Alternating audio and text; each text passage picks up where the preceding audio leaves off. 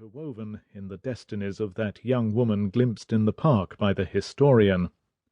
It was essential for her future that the other institutions should continue to support her. It was essential for all of them that she should maintain the status quo, that she should not fail.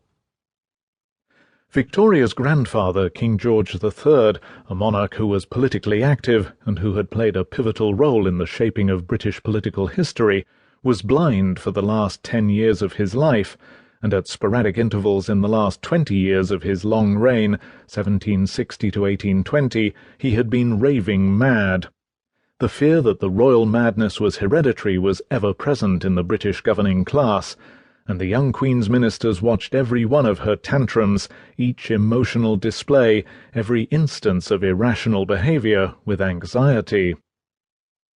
George III's son, who ruled as regent during the times of blindness and madness, had been extremely unpopular, not least because of the sordid and cruel way in which he had divorced his queen, Caroline of Brunswick.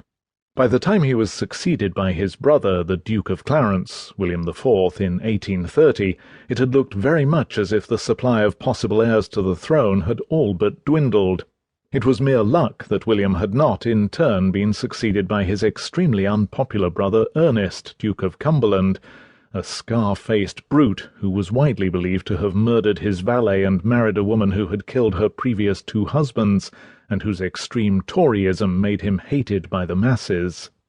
Had the young Victoria not existed, Ernest would have been the King of England, and Britain might well have made a second decision to become a republic. Carlyle himself was by way of being a republican, certainly one deeply read in the era of the First Republic in the 17th century, and a hero-worshipping biographer of Oliver Cromwell. Carlyle was a sardonic and amusing man, whose stock in trade was a refusal to be impressed by the English, who to his Scottish soul were ever alien, by the establishment, which he found laughable, by the class hierarchy, very near the bottom of which he had been born. His hero was the German poet Goethe, and Carlyle sought in the confused state of modern England, with its great social injustices, its teeming poor, its disease-ridden industrial cities, its Philistinism, some means of returning with that poet a positive attitude to life, an everlasting yea. Carlyle on that breezy April day was passed by a carriage, the Queen taking, as he said in his Scottish way, her bit departure for Windsor. I had seen her another day at Hyde Park Corner, coming in from the daily ride. She is decidedly a pretty-looking little creature. Health, clearness, graceful timidity, looking out from her young face. One could not help some interest in her, situated as mortal seldom was. Carlyle, who went on to write one of the most magisterial royal biographies in the literature of the world, The Life of Frederick the Great, was peculiarly well placed to see the strangeness of Victoria's position as she swept past him in the carriage.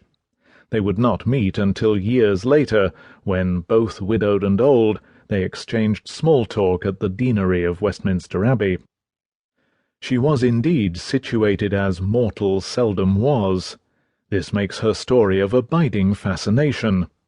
Her father and mother might so easily not have had a child at all. Once born, Victoria's often solitary childhood was the oddest of preparations for what she was to become, not merely the mother of 9 and the grandmother of 42 children, but the matriarch of royal Europe.